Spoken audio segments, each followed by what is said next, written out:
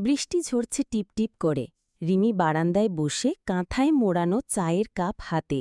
বাইরে কদম ফুলের গন্ধ, ভিজে মাটির সুবাস। ঠিক এই বৃষ্টির দিনে ৩ বছর আগে অয়ন প্রথম বলেছিল, ভালোবাসি তোকে। আজও অয়ন আসে না, আসে শুধু সেই পুরনো কথাগুলো, হাওয়ায় মিশে থাকা প্রতিশ্রুতি। রিমি চায়ে চুমুক দেয়, বুকের মধ্যে কেমন এক হাহাকার বাজে। হঠাৎই ফোনটা বেজে ওঠে। স্ক্রিনে লেখা, অয়ন কলিং। রিমি একমুঠো হাসি মুছে নেয় চোখের কোণ থেকে। বৃষ্টি থেমে যায়, কিন্তু মনটা ভেজে থাকে। বৃষ্টি ঝরছে টিপটিপ করে। রিমি বারান্দায় বসে কাঁথায় মোড়ানো চায়ের কাপ হাতে।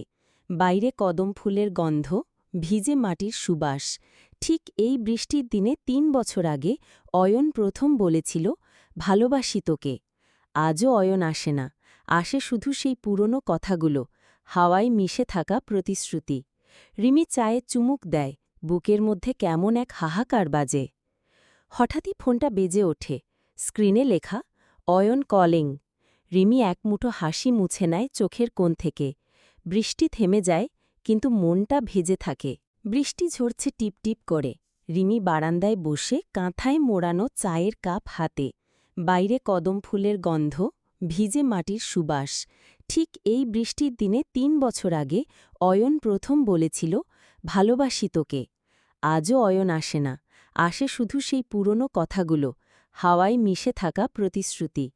রিমি চায়ে চুমুক দেয়, বুকের মধ্যে কেমন এক হাহাকার বাজে। হঠাৎই ফোনটা বেজে ওঠে। স্ক্রিনে লেখা, অয়ন কলিং। রিমি একমুঠো হাসি মুছে নেয় চোখের কোণ থেকে। বৃষ্টি থেমে যায়, কিন্তু মনটা ভেজে থাকে।